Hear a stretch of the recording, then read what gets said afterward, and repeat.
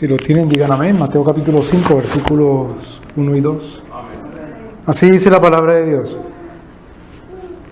Y viendo las multitudes, subió al monte y sentándose, sus discípulos vinieron a él y abriendo su boca les enseñaba diciendo. Leámoslo otra vez. Viendo las multitudes, subió al monte y sentándose, sus discípulos vinieron a él y abriendo su boca les enseñaba diciendo. Señor Dios, abre tu boca, te suplicamos, Señor.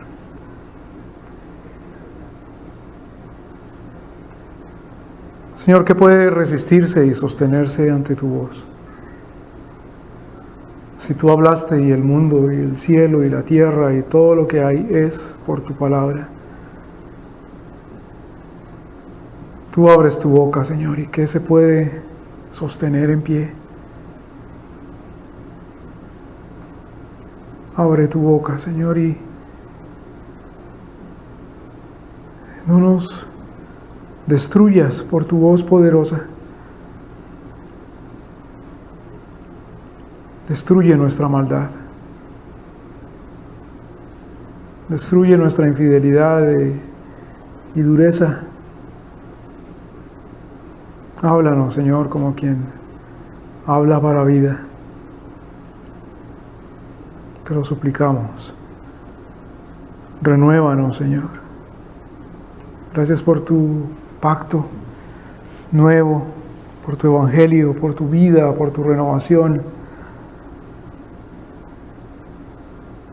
Gracias, Señor Dios, por tu misericordia. Soberano, Señor, que renovados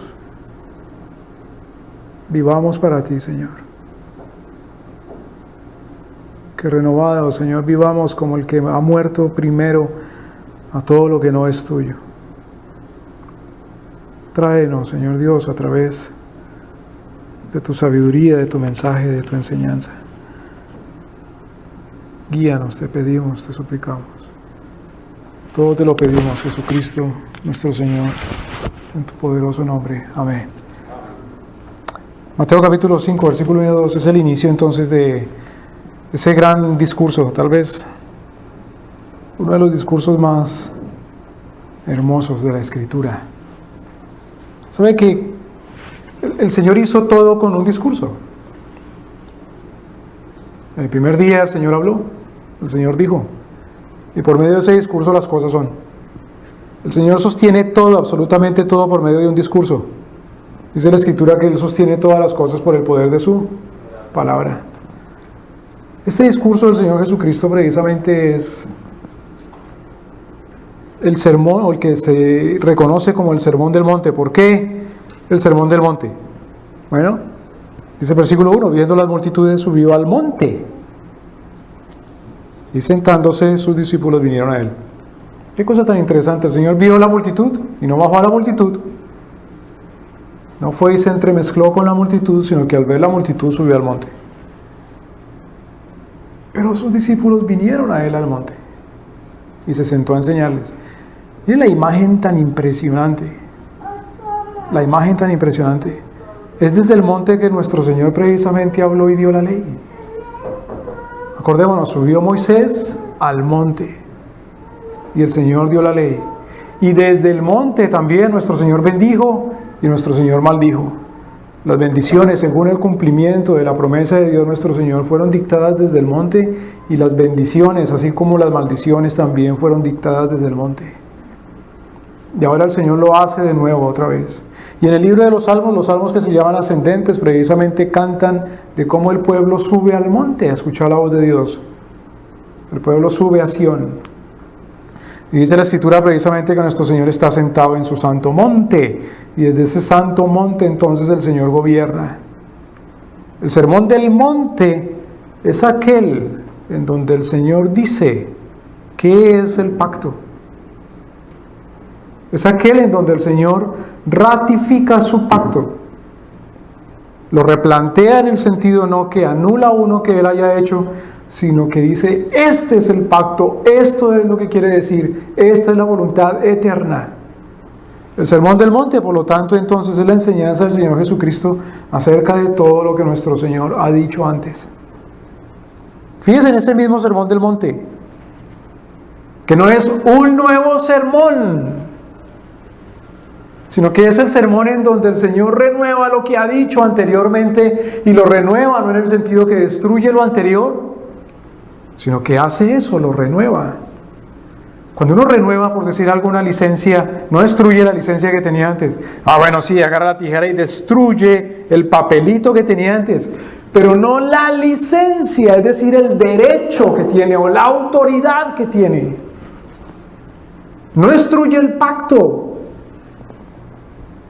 sino que lo renueva en el sentido de que hay una nueva fecha, o una nueva foto, una nueva firma.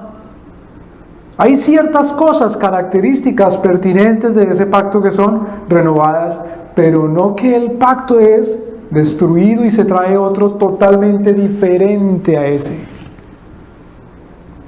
Una persona cuando se rejuvenece es esa misma persona todavía, solamente que se ha renovado, rejuvenecido, pero no se ha destruido a la persona. Es el pacto nuevo entonces, como el mandamiento nuevo, no un nuevo mandamiento en el sentido que sea estrictamente una cosa que no se conocía, no se sabía, no había sido determinado, no había sido mandado o no había sido pactado, sino que tiene nuevas circunstancias. Ahí mismo en Mateo capítulo 5, en el Sermón del Monte, en el versículo 17 al 20, dice el Señor precisamente en cuanto a su pacto: no penséis, o sea, es un pensamiento equivocado, un pensamiento ilegítimo, que no haya en la mente este pensamiento, que he venido para abrogar la ley. Abrogar es decir destruir, abrogar es decir anular. Abrogar es decir cambiar los términos. Abrogar es decir hacer leyes nuevas. Anular es decir desechar totalmente lo anterior de tal manera que nunca existe más. Precisamente cuando se anula o se abroga un matrimonio, esas dos personas ya no están casadas. Él no le debe fidelidad a ella no le debe a él cumplir con sus deberes de esposa, él no le debe a ella cumplir con sus deberes de marido. No existe el matrimonio, son libres, los dos pueden hacer un nuevo matrimonio, en el sentido de que es nuevo desde el principio. El Señor Jesucristo dice: no he venido a hacer eso, no he venido a abrogar la ley. No, la ley no. Entonces, ¿qué viniste a abrogar, Señor? En la tradición cristiana y en las Escrituras, cuando dice o se dice de la ley, hay varios significados de esa ley. En este caso, el Señor Jesucristo usa la ley junto con la palabra profetas, es decir, se está refiriendo a aquellas escrituras, aquella revelación que hace parte del Antiguo Testamento, pero corresponde específicamente a los 5 primeros libros. Dice el Señor: no he venido a abrogar la ley o los profetas. La continuación de la ley, hablando como literatura. O sea, hasta el libro de Pentateuco, la ley de Pentateuco en adelante, desde Josué en adelante hasta Malaquías, según el orden de los libros que tenemos nosotros en la Biblia hoy día, correspondería a los profetas. No he venido a anularlos. Entonces, ¿a qué has venido, Señor? No he venido para abrogar, sino para cumplir. He venido para cumplir la ley. Y he venido para cumplir los profetas. Dice uno: bueno, entonces tú sí, Señor, has venido a cumplir la ley. Bien. Como tú la cumplías la ley, entonces no se cumplirá más, porque tú viniste y durante 33 años estuviste cumpliendo la ley. Se acabó el cumplimiento de la ley. Continúa el Señor Jesucristo hablando, versículo 18: porque de cierto os digo que hasta que pasen el cielo y la tierra, ni una jota ni una tilde pasará de la ley, ¿Cuándo dejará de cumplirse la ley? La ley continuará cumpliéndose aún hasta que pase el cielo y la tierra. Mejor dicho, mientras haya creación, la creación tiene que hacer la ley de Dios. ¿Cuál parte de la ley de Dios? Dice el Señor Jesucristo, hasta las tildes y las jotas. Claro, en el hebreo no hay tildes, ni tampoco hay jota. En el hebreo hay una cosa que se llama tilt y otra cosa que se llama yod. Tilt corresponde a la rayita más insignificante de las letras del alfabeto hebreo. Y yod corresponde a la letra más chiquitita del alfabeto hebreo. Una cosa minúscula ahí, apenas algo más que un punto. Claro, el Señor como buen hebreo habla de manera alegórica y con exageraciones y con hipérboles. El Señor Jesucristo está diciendo, todo en la ley ha de cumplirse, hasta las cosas gramaticales más chiquititas. Bueno, las cosas gramaticales chiquititas en sí solas pues no significan nada. Lo que quiere decir nuestro Señor es todos los mandamientos, todas las promesas, todas las profecías y todas las sentencias y advertencias de nuestro Señor se cumplen. En el Sermón del Monte, entonces, el Señor Jesucristo no dice una cosa nueva, pero sí renovada, y eso lo vamos a estudiar un poquito más en detalle ahora. Versículo 19. De manera que cualquiera que quebrante uno de estos mandamientos muy pequeños, ¡oh! Estos mandamientos, ¿cuáles, Señor? ¿Los del Sermón del Monte? ¿O los de la ley y los profetas? Fíjense que cuando el Señor Jesucristo dice estos, está diciendo las palabras que les estoy hablando en este momento hacen parte de toda la revelación. Tiene autoridad la palabra del Señor Jesucristo. Claro, en algunas Biblias, como la mía, la que estoy leyendo en este momento, estas palabritas están en rojo. En la simbología de nuestra cultura, en la manera de analizar los símbolos, los colores tienen un significado. En cada cultura la gente le da significado a las cosas, a los colores. Lo que los lingüistas y los especialistas llaman la semiótica, el estudio de los símbolos. En nuestra cultura, ¿qué quiere decir el color rojo? Es una alerta. Cuidado, advertencia. Mucho cuidado ahí con eso. Cualquiera diría, está escrito en rojo. Entonces, si entro a estudiar, a leer, a interpretar la Biblia, no con la cultura de la misma Biblia, sino con la cultura de las costumbres de simplemente una nación o una civilización, dice uno, bueno, entonces palabras son las que hay que tener más cuidado. Pero fíjense que el Señor Jesucristo está diciendo, otra vez, versículo 19, de manera que cualquiera que quebrantare uno de estos mandamientos muy pequeños, así sea la tilde, así sea la tilde, así sea el yod, así sea la jota, lo más chiquito, lo más insignificante, y así enseñare a los hombres, no solamente el que los quiebra él, sino el que enseña a quebrantarlos.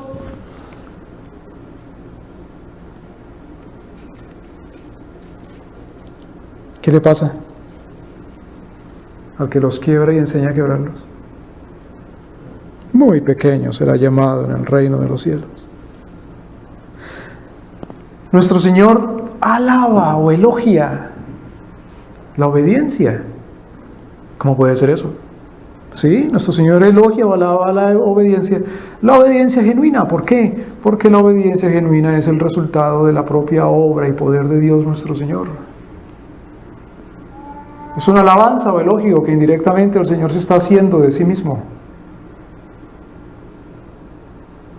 Y la alabanza, la gloria o el elogio que hace nuestro Señor a la obediencia es directamente proporcional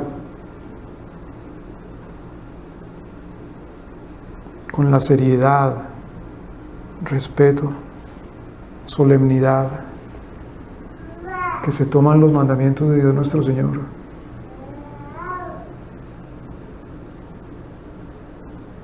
Mas cualquiera que los hiciere y enseñare, este será llamado grande en el reino de los cielos. ¿Qué cosa, no? ¿Quién es el llamado pequeño en el reino? El que no cumple y enseña a no cumplir los mandamientos, la ley y los profetas. Ese es el que es llamado pequeño. que dice, tú no tienes que cumplir la ley de Dios,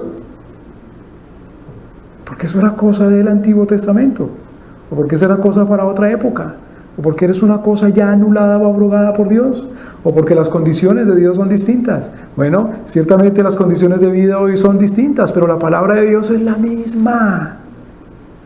Hay un espíritu de la ley que se conserva, de tal manera que se conserva también Dios mismo en su propio espíritu.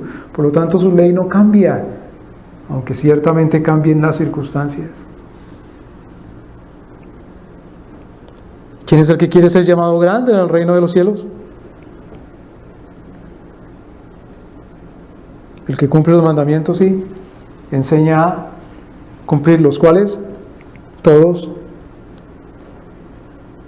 Versículo 20.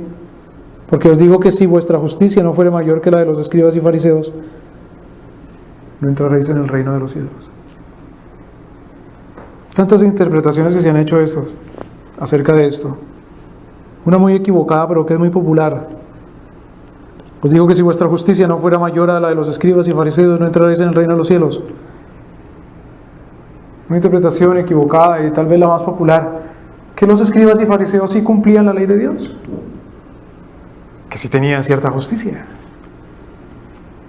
que sí la cumplían. Cuidado, nosotros sabemos por el testimonio de la Escritura que el que pretenda cumplir la ley y viole uno solo de los mandamientos es culpable de violarlos todos.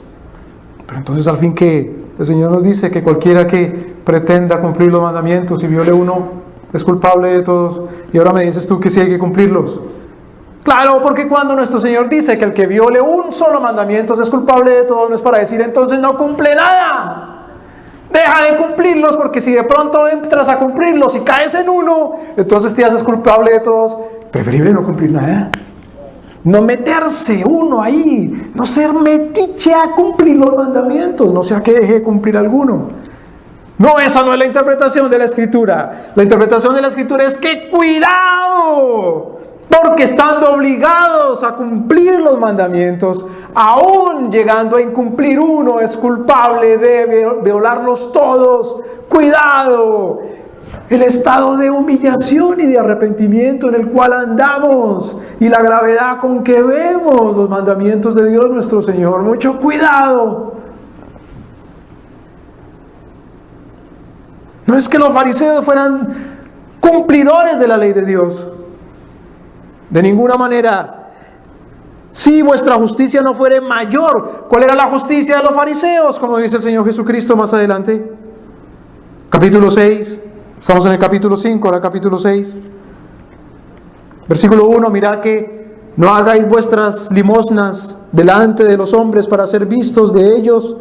De otra manera no tenéis recompensa de vuestro Padre que está en el cielo. Esa es la justicia de los... Versículo 20. Escribo así. Fariseos. La justicia de los escribas y fariseos es que cuando hacían obras de misericordia, cuando daban la limosna, hacían su justicia no para Dios, sino para los hombres. Esa es su justicia. Cuidado, que vuestra justicia sea mayor que la de los fariseos. ¿Cuál es la justicia de los fariseos? Versículo 5, capítulo 6, versículo 5. Cuando ores, no seas como los hipócritas, porque ellos aman el orar en pie en las sinagogas y en las esquinas y en las calles para ser vistos de los hombres. Recordemos que el Señor enseña acerca de precisamente un escriba que entra al templo, a lo más profundo del templo, y ahí levanta sus brazos y grita y dice: Señor, gracias porque no soy como aquel publicano. En verdad os digo que él bajó justificado por los hombres. ¡Por los hombres! Justificado por Dios solamente salió aquel que dijo: Señor, sé propicio a mis pecados. Ahí comienza la justicia.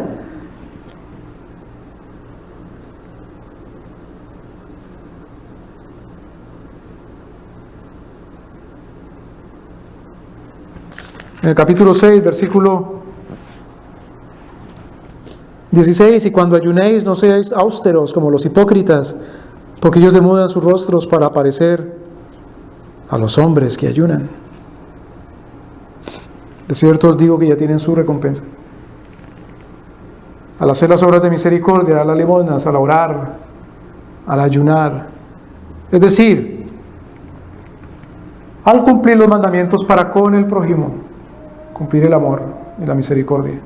Al cumplir los mandamientos para con Dios, la oración y el ayuno. En cualquiera de los dos casos, que su justicia sea mayor que la de los escribas y los fariseos. Al cumplir los mandamientos para con el prójimo, su justicia es no como la de los fariseos, sino es agradable delante de Dios y es para su gloria, de Dios nuestro Señor. ¿Por qué? En el capítulo 5, versículo 16, así alumbre vuestra luz delante de los hombres. Espérate ahí, Señor. Has dicho primero que cuando ayunes, que cuando oren, que cuando den limosna, que no lo haga delante de los hombres, porque lo ven y lo van a elogiar. Espérate, ¿cómo es la interpretación? ¿Cuál es la exégesis? Con mucho cuidado. En el capítulo 6, versículo 1, mirad que no hagáis vuestras limosnas delante de los hombres, pero luego dice, ¿para qué? ¿Cuál es el propósito de hacer la limosna? Para que sea visto por los hombres y sean los hombres los que le recompensan. Ahí quedó. En cambio, en el capítulo 5, versículo 16, así alumbre vuestra luz delante de los hombres, para que vean las buenas obras, pero todavía no entiendo. Si en el capítulo 6 dice, haced vuestros limosnas, vuestros ayunos, pero no como los hipócritas que lo hacen delante de los hombres para que los vean. Y en el capítulo 5, versículo 16 dice, que así alumbre vuestra luz delante de los hombres para que los vean también. Pero hay que seguir leyendo. Versículo 16. Para que los vean y qué. Y glorifiquen a vuestro Padre que está en el cielo.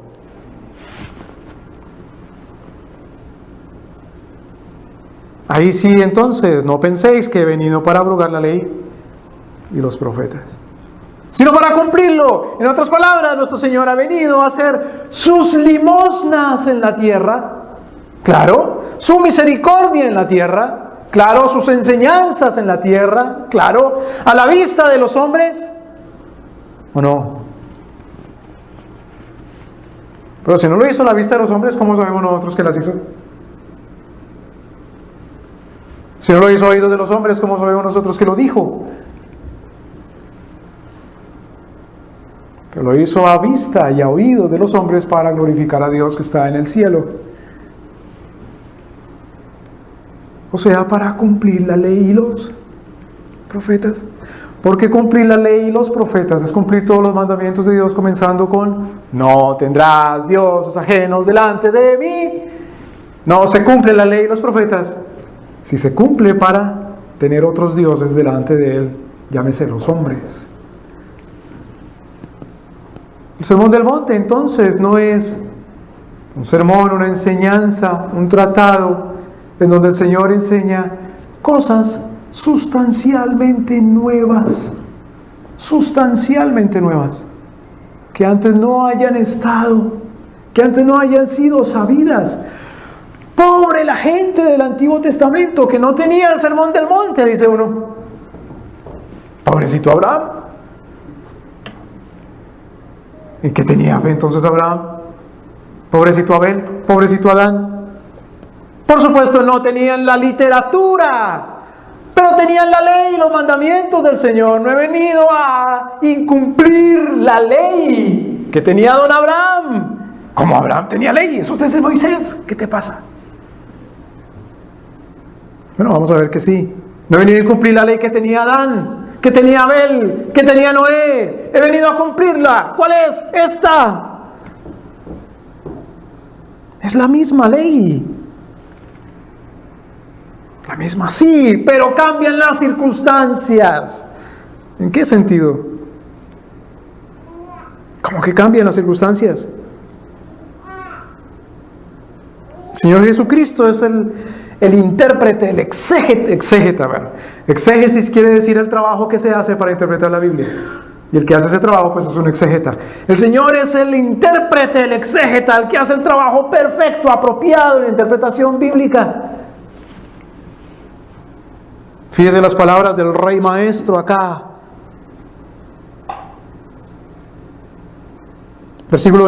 Capítulo 5, Sermón del Monte, versículo 21. Oíste que fue dicho por los antiguos: no matarás, y cualquiera que matare será expuesto al juicio. Pero yo os digo. ¿Viste? El Señor Jesús sí vino a darnos otra ley.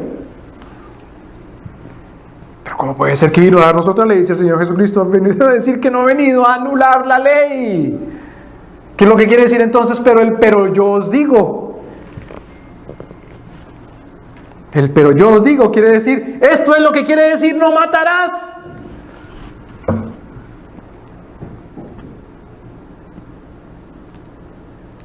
¿En dónde está la coherencia de Jesucristo? ¿En dónde está la coherencia del Señor? Si el mismo Señor fue el que dio la ley, no matarás, y ahora viene a decir otra cosa diferente. ¿Ese es un Dios serio? ¿Es ese un Dios que se le puede tener fe, confianza? Hay unas compañías que hacen un estudio de los países. ¿Para qué? Para que le digan a los que tienen mucho dinero y quieren invertir en esos países si es confiable invertir ahí o no. Entonces tienen en cuenta una serie de puntos, de características de ese país. Y dicen, bueno, por esto sí conviene, por esto no. Es confiable. Y luego le dan una calificación a ese país. Dice calificación AAA o AA o A o B o C o D. O la calificación allá ni se aparezca por allá.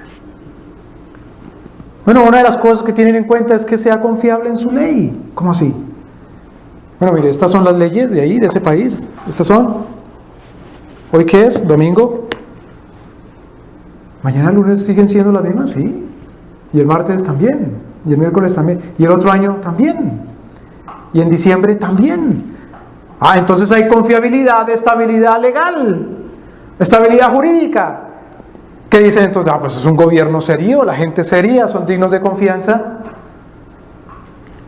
Pero si ahí mismo le cambian los términos y le dicen, ahí puede traer su dinero, pero mañana, ¿quién sabe si se lo roban? Si se lo expropian. O compra una empresa, pero quién sabe si pasado mañana se la quitan. O contrata a un agente y contrata un salario, pero quién sabe si el mes siguiente le dicen, no, páguele más. Y lo obligan y ha hecho una inversión. ¿Y qué hacemos ahora? ¿Qué tipo de Dios es ese que no se le puede confiar lo que dice? Porque ayer dice una cosa y hoy dice otra y mañana pasado otra y luego así. ¿Tiene seguridad de su propia salvación? ¿Tiene confianza en que el Señor lo libra y lo perdona? El Señor me perdonó porque me arrepentí. ¿Será que cuando nuestro Señor juzgue, dice, no, pero yo me acuerdo de eso que tú hiciste, yo dije que sí, que te perdonó, pero es que es tan grueso eso que hiciste y tan feo? ¿Ves? Esta es la ley para que vivas. Pero no, ya no va a ser la ley. Va a ser otra. ¿Qué tipo de Dios es ese? Si Él mismo dice que es el mismo ayer, hoy y siempre, que cielo y tierra pasará, pero sus palabras no pasarán. Por lo tanto, Él oíste que fue dicho, pero yo os digo, si el que dijo fue nuestro Señor. Y Él luego dice, pero yo os digo, es para ratificar su palabra y aclarar y decir, ajústese porque es así.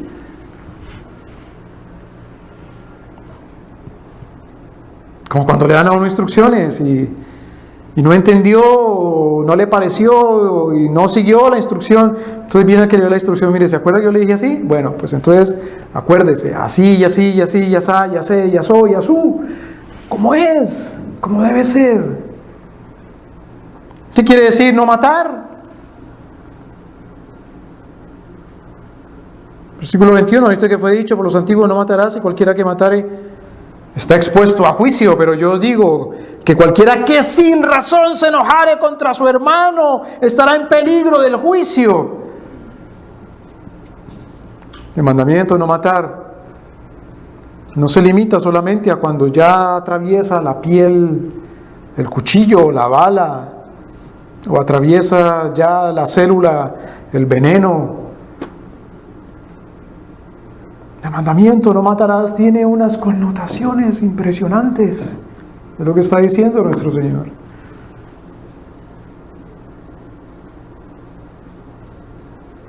Versículo 22, pero más yo os digo, cualquiera que sin razón se enojare contra su prójimo.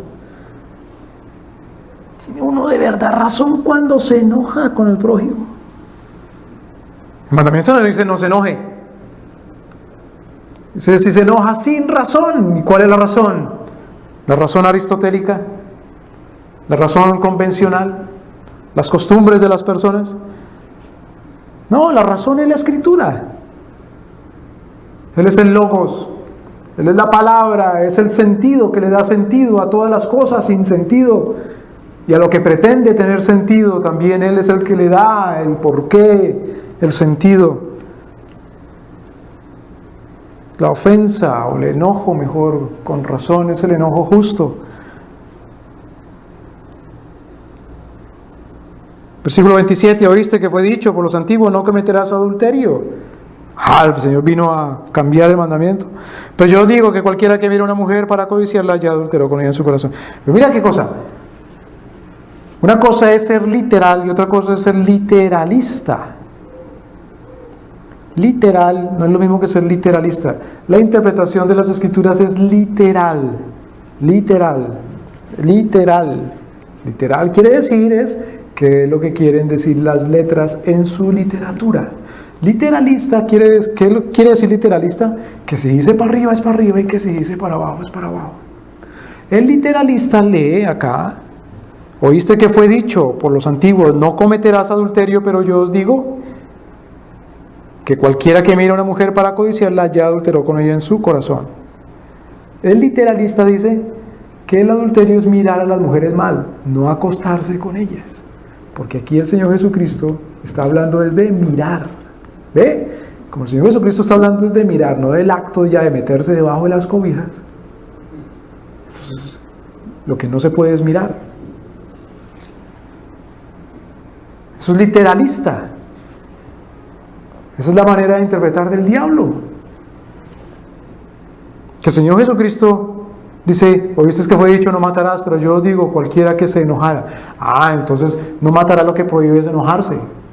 Entonces uno puede matar muy feliz y contento con el prójimo y ya no lo mata, no lo asesina. Es una interpretación literalista. Cuando el Señor Jesucristo dice, destruid este templo, derribadlo, y yo lo levantaré al tercer día, ¿qué dicen los literalistas? ¿Qué está diciendo ese? ¿Que va a derribar el templo que construyó Herodes? ¿Y tantos años duró construyéndose? Esa es la interpretación literalista.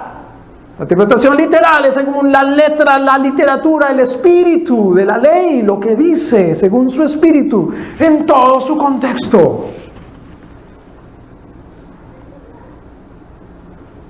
Versículo 31, también fue dicho, cualquiera que repudiare a su esposa, dele carta de divorcio, pero yo os digo, ¿está diciendo el Señor que está mal darle carta de divorcio? No, está explicando el Señor cuándo y por qué sí, que cualquiera que repudiare a su esposa, salvo por fornicación, hace que ella adultere. Versículo 33, además oíste que fue dicho por los antiguos, no perjurarás. Versículo 34, pero yo os digo, no juraréis de ninguna manera ni por el cielo, porque es el trono de Dios. ¿Qué dice el literalista? No se puede decir la palabra jurar o juro, yo juro. ¿Pero qué dice el espíritu de la letra? ¿Qué dice la interpretación literal? Que no sea ligero para jurar.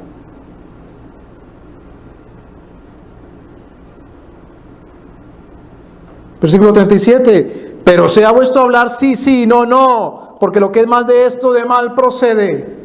En otras palabras, si jura, cumple. Versículo 38, ¿viste que fue dicho? Ojo por ojo, diente por diente. Pero yo os digo, no resistáis al mal, antes cualquiera que te hiere la mejilla derecha, vuelve también la otra. El Señor Jesucristo lo que está diciendo ahí es que ya no hayan más cortes de justicia. ¿Sí? Que no haya más cortes de justicia, porque todo el mundo tiene que simplemente resistir o aguantar la injusticia. Que no se establezca su justicia sobre la tierra, esa es la interpretación. No, de ninguna manera.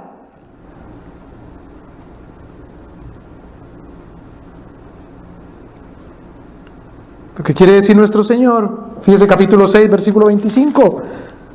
Por tanto os digo, no os afanéis por vuestra vida, que habéis de comer, que habéis de beber, ni por vuestro cuerpo, que habéis de vestir. No es la vida más que el alimento, no es el cuerpo más que el vestido. 26, mirad las aves del cielo, que no siembran, ni ciegan, ni recogen en graneros, y vuestro Padre Celestial las alimenta. ¿No sois vosotros mucho mejores que ellas?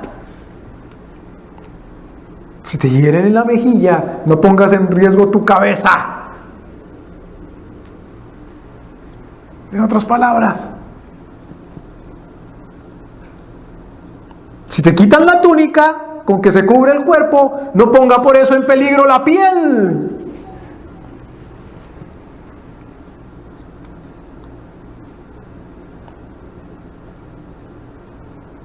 No busque la venganza, sino la justicia.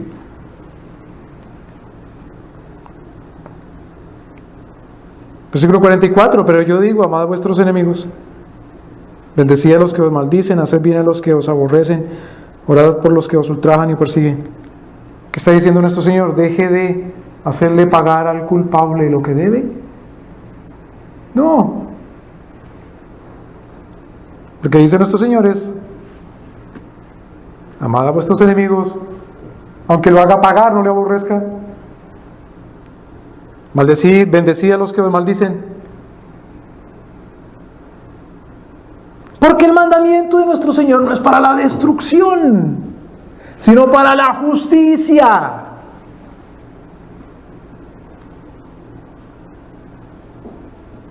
Mire, si una persona debe algo porque lo ha quitado, lo ha robado o lo ha destruido, ¿cuál es la justicia?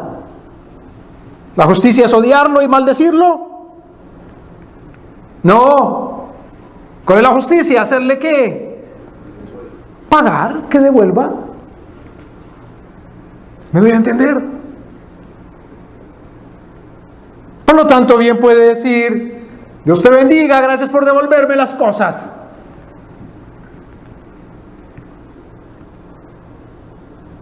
Si una persona se le encarcela y se le priva de devolver, esa persona habiendo sido un victimario, un delincuente, ahora lo hacen también objeto de otra injusticia.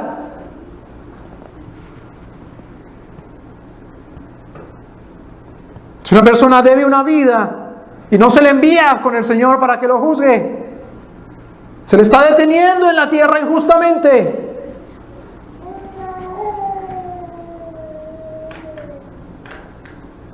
De nada sirve estar maldiciendo si no se clama, se pide que se haga justicia.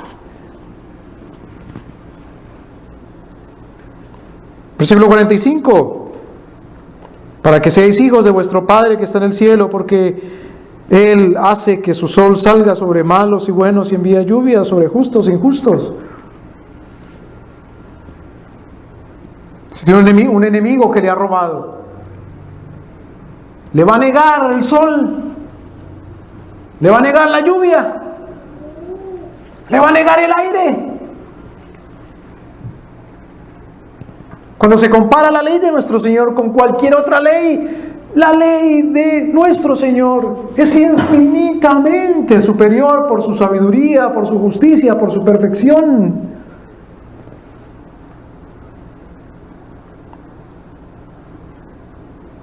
Un ser humano que se le quita la libertad por el robo, por ejemplo, en últimas tiene el mismo efecto de un ser humano que le quitan las manos porque roba algo.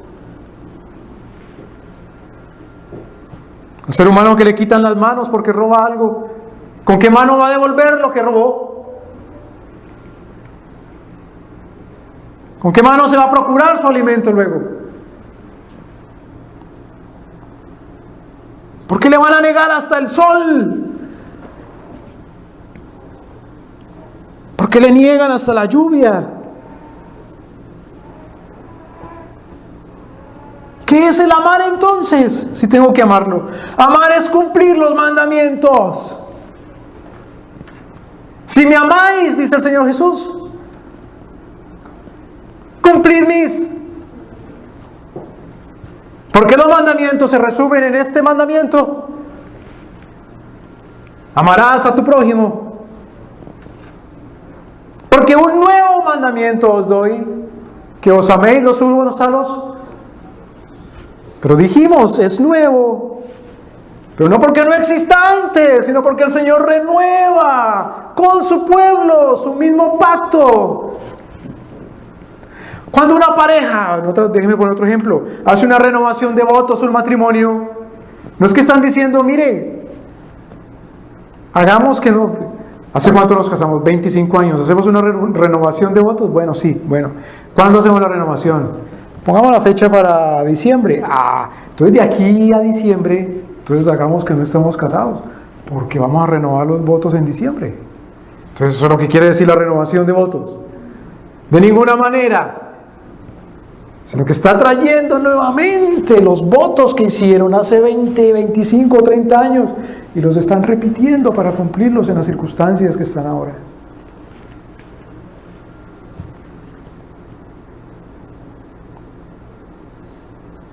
Era muy pequeño, era un inexperto, era un inmaduro, no tenía experiencia, no tenía sabiduría, no tenía temor de Dios, no tenía el Espíritu Santo, ni la regeneración. Cuando me casé, mire qué tantas. Renovemos los votos, comprometámonos. El pueblo de Dios renueva sus votos con Dios. El cristiano vive todos los días renovando sus votos con el Señor cuando le dice a cada momento, perdóneme.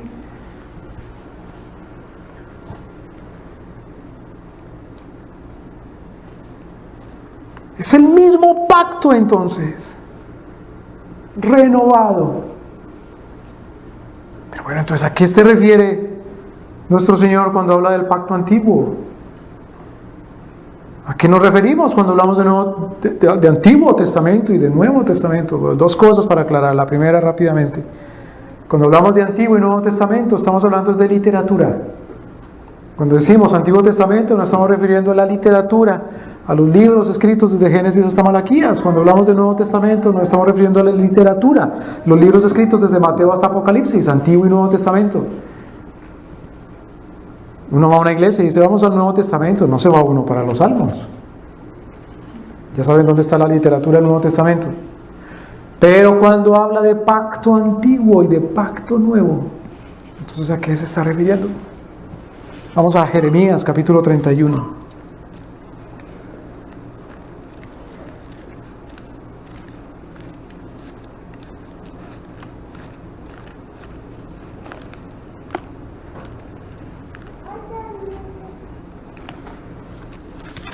Jeremías capítulo 31.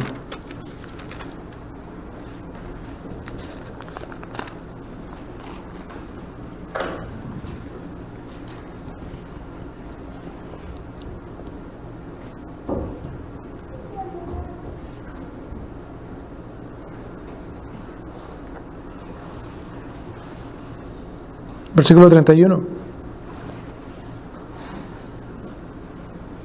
Jeremías capítulo 31, versículo 31. Fácil de aprender, Jeremías 31, 31. He aquí que vienen días, dice Jehová, en los cuales haré nuevo pacto. Bueno, Señor, ¿desde cuándo? Nuevo pacto con la casa de Jacob y la casa de Judá. No como el pacto que hice con sus padres el día que tomé su mano para sacarlos de la tierra de Egipto, porque ellos invalidaron mi pacto. A ver, nuestro Señor hizo un pacto con una gente y les dice, haré otro pacto, no como el que hice con esa gente. ¿Cuál gente? ¿Haré un nuevo pacto con quién? La casa de Jacob y la casa de Judá. ¿No como el pacto que hizo con cuál gente?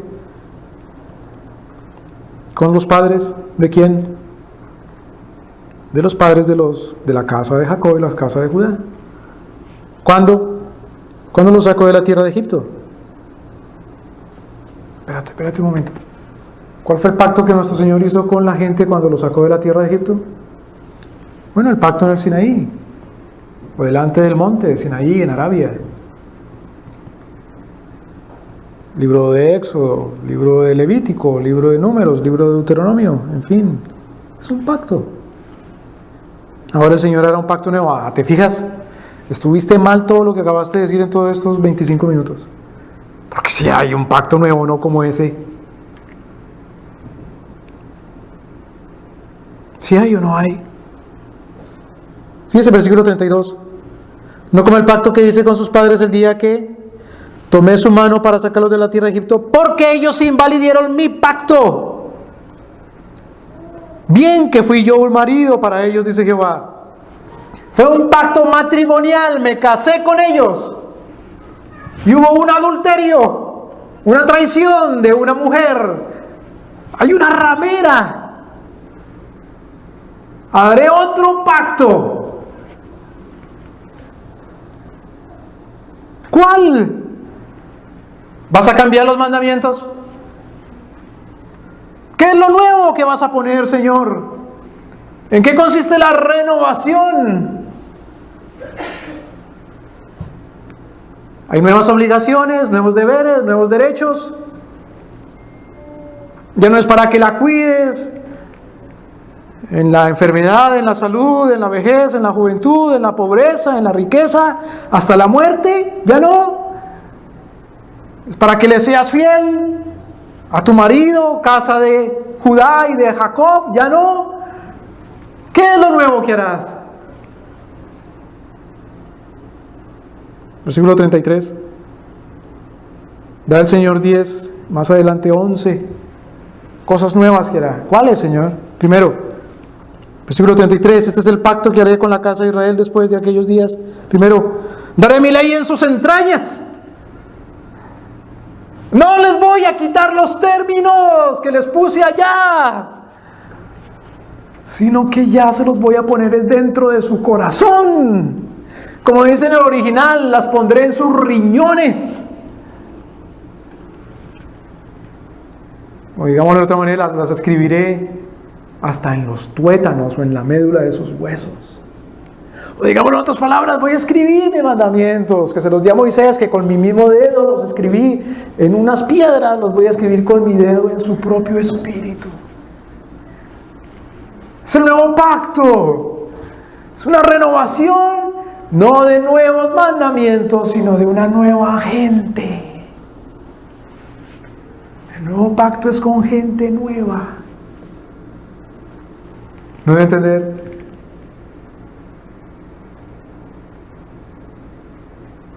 El nuevo pacto no es con gente incrédula.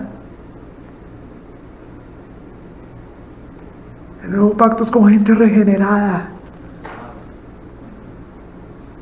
El nuevo pacto es con una nueva humanidad. Es con un nuevo pueblo. Es con una nueva iglesia.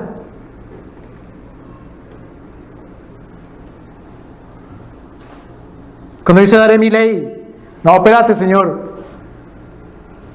¿Que pondrás tu nueva ley? ¿Sí es eso, tu nueva ley? No es mi nueva ley, es mi ley.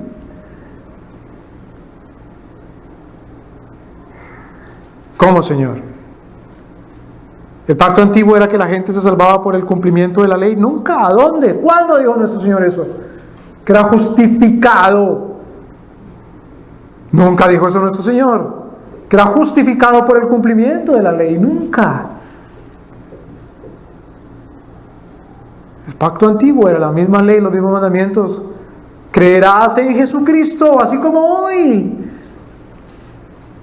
Lo nuevo entonces es que ahora se lo dice a gente regenerada. Que el mandamiento, creerás en Jesucristo, se lo pone en el corazón. Para que crea. Las escribiré en sus corazones.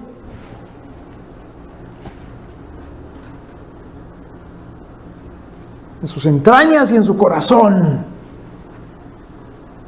Por eso dice el apóstol Juan que ahora no hay necesidad de que nadie le enseñe a otro. La gente que es renovada tiene menos necesidad de que le enseñen. ¿Qué estás diciendo, pastor? Así es. En el sentido de que tiene menos necesidad de gente que le esté enseñando. ¿Qué estás diciendo, pastor? Así es. La gente que es regenerada tiene más necesidad de que le enseñe el Espíritu Santo. Así es. Uno mira o fíjese en la Escritura, entre más la gente o entre menos las personas sean congruentes con el nuevo pacto, más son necesitadas de otra gente.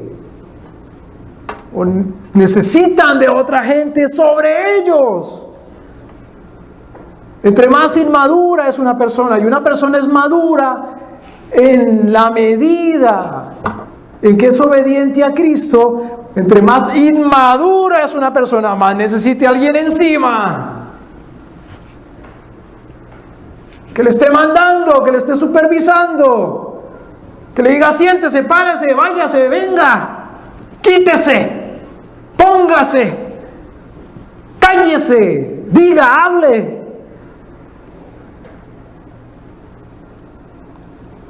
Entre más madura es una persona, es más libre.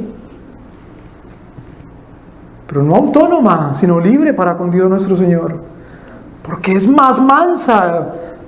Dios mediante vamos a dedicar cada domingo,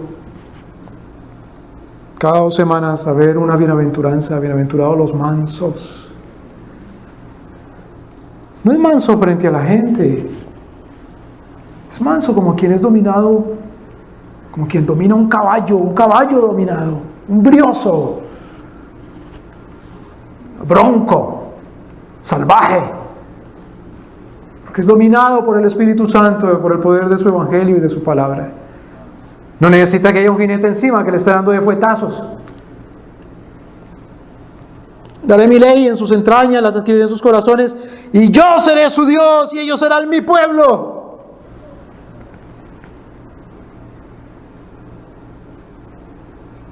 Cada rato nuestro Señor dice a Israel, pues ustedes no son mi pueblo ya más. Los abandono a su suerte. ¿Por qué? ¿Por la ley? ¿Porque Dios es malo? No, por el pecado. Pero ese es el nuevo pacto.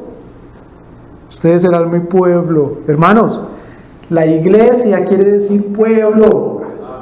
La iglesia no quiere decir unas personas que se reúnen cada domingo. La iglesia quiere decir pueblo. Pueblo. Las personas, la gente. Versículo 34. Y no enseñará más a ninguno a su prójimo, ni ninguno a su hermano, diciendo, conoce a Jehová, porque todos me conocerán. Dice el Señor Jesucristo en Juan capítulo 6, esta es la voluntad del Padre, que todo lo que me dio, yo no pierda ninguno, sino que yo lo resucite en aquel día. Y todo el que oyó al Padre, todo aquel que lo oye, lo conoce, si lo oye en verdad.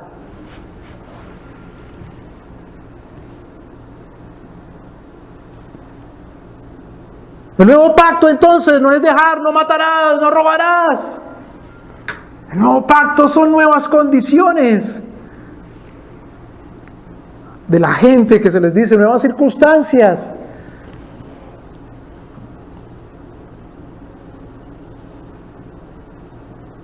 Porque perdonaré la maldad de ellos y no me acordaré más de su pecado.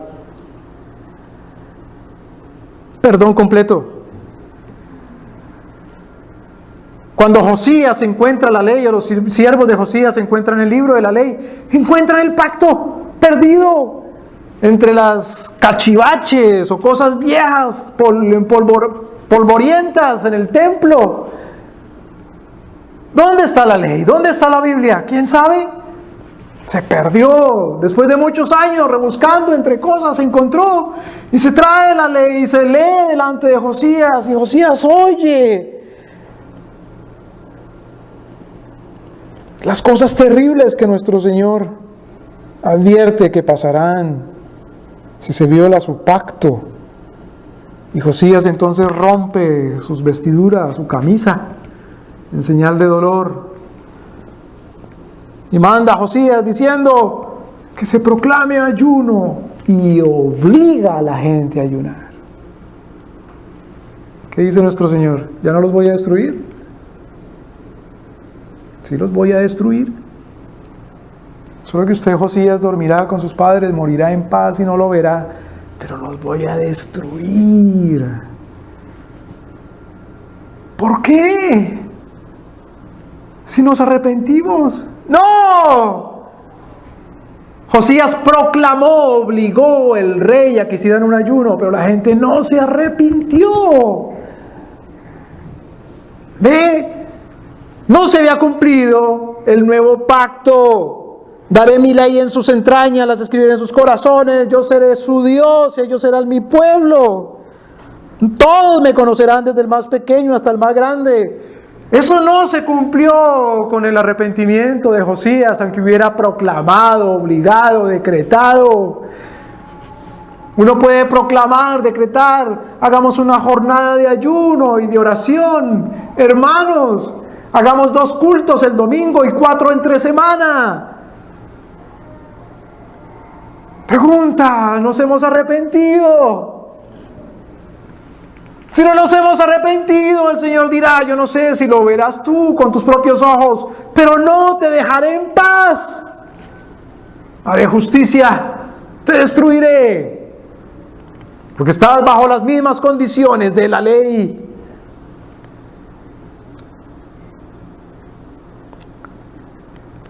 Cuando, como el Señor promete en la Escritura, y la nación se convierta, ¿cuántas iglesias habrá que abrirse? Imagínense en California, 40 millones de habitantes.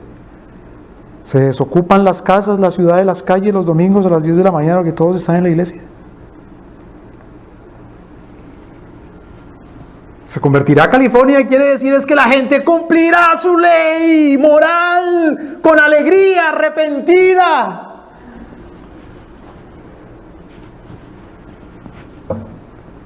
No que la iglesia esté llena los domingos a la misma hora, porque la iglesia es la gente. Hermanos, las iglesias no se llenan, a no ser que los cristianos se pongan a comer mucho y entonces se llenan, porque la iglesia es la gente. El cumplimiento del nuevo pacto, del sermón del monte, la conversión y el avivamiento, no es que los edificios como este de acá se llenan, sino que la gente es llena del Espíritu Santo.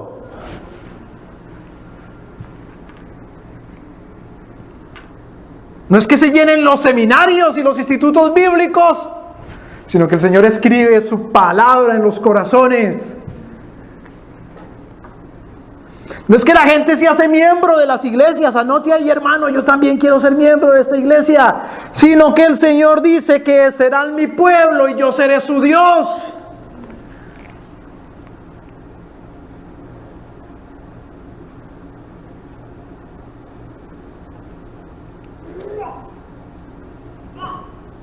No es ni siquiera que la familia entera se bautiza, sino que desde el más pequeño de ellos, versículo 34, hasta el más grande, dice Jehová, me conocerá, porque perdonaré la maldad de ellos y no me acordaré más de su pecado. Versículo 35, así dice Jehová, que da el sol para la luz del día, las leyes de la luna y de las estrellas para la luz de la noche. Oh, ¿cómo, Señor? Tu pacto no es ni siquiera lo que está escrito en la Biblia, mejor dicho, la ley moral, sino que tu pacto es todo aquel mandamiento que has dado absolutamente para toda tu creación. El pacto de Dios es su orden. Y todo lo que se mueve y confiesa al Jehová, todo lo que respira, Si falta algún día un mandamiento de mi pacto, en las leyes de mi pacto, que son las leyes naturales del sol, del día, de la luna, de las estrellas, también entonces faltará esta promesa que estoy haciendo yo por mi pacto, dice nuestro Señor, que dejaré de salvar a mi pueblo y que dejaré de escribir mis leyes en sus corazones y que dejaré de hacerlos mi pueblo. ¿Cómo vamos a dudar que nuestro Señor va a cumplir su pacto en la tierra? Que salvará a su pueblo, que en su nombre, en sus simientes serán benditas las naciones y las familias, porque ni una jota, ni una tilde, porque Él ha venido a cumplir la ley.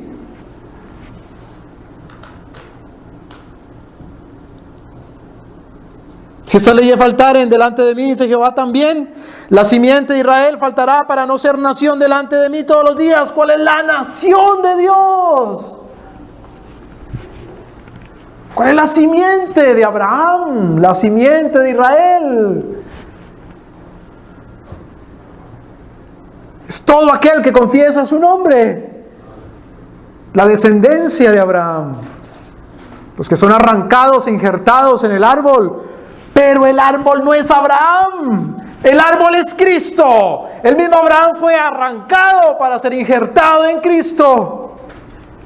Abraham era un gentil, un pagano, un idólatra, un pecador, que fue arrancado. Sal de tu tierra, de la casa de tu padre, a la tierra que yo te daré. Somos injertados, sí, en Israel, pero el Israel es Cristo, es el renuevo. Ese Israel fue talado, como enseña Isaías, pero de un renuevo. El sermón del monte es el cumplimiento de ese pacto y son sus mandamientos con el nuevo pueblo, renovando el antiguo.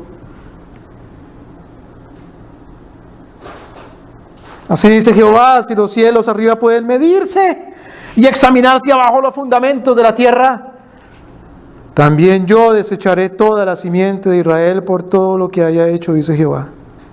El día que se pueda medir el cielo, el universo, ese día nuestro Señor deja de cumplir su pacto.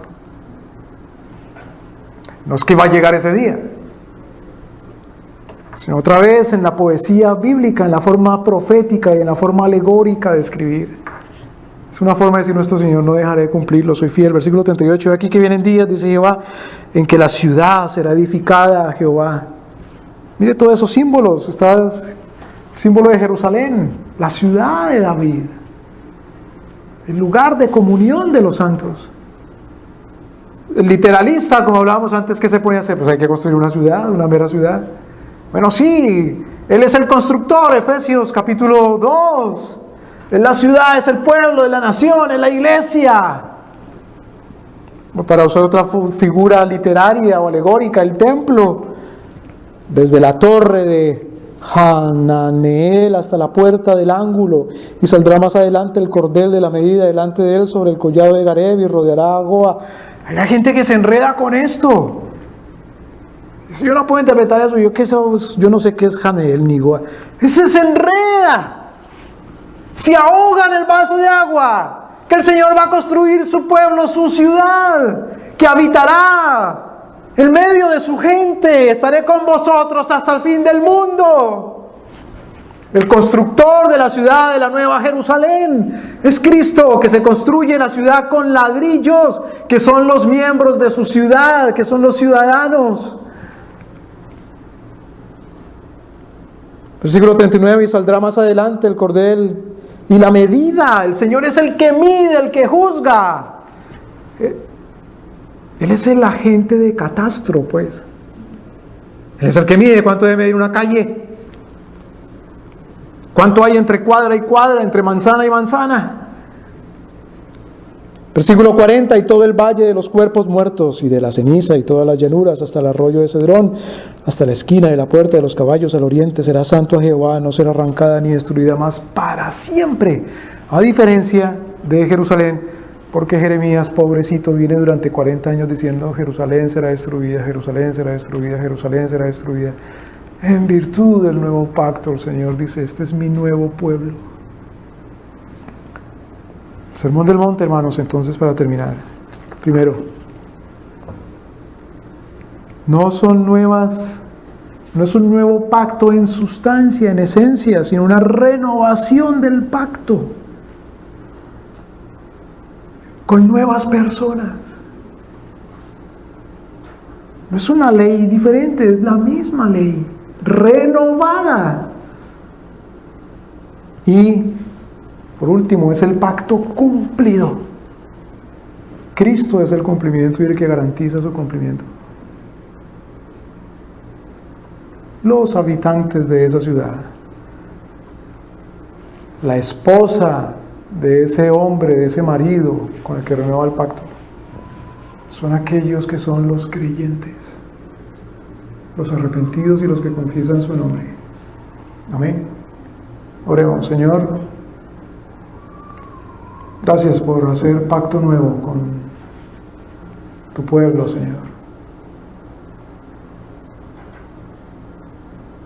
Por cumplir tu palabra, por cumplir tu ley, que cumpliendo lo que nuestros padres no cumplieron, Señor, tú renuevas tu promesa para hacer que cumplamos lo que nuestros padres no cumplieron. Y de esa manera, Señor, sea cumplido todo tu gozo. Señor, en ti hay plenitud verdaderamente.